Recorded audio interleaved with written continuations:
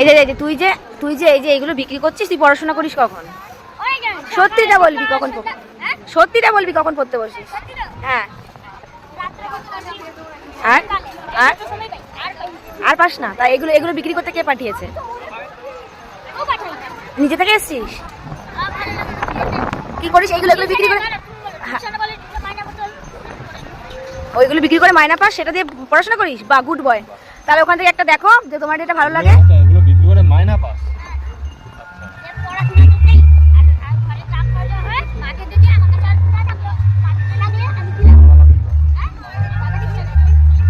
আমার কিন্তু এগুলো কেনার কোনো দরকার ছিল না, তাও এটুকু বাচ্চা বিক্রি করছে সেজন্য আর কি কিনছি।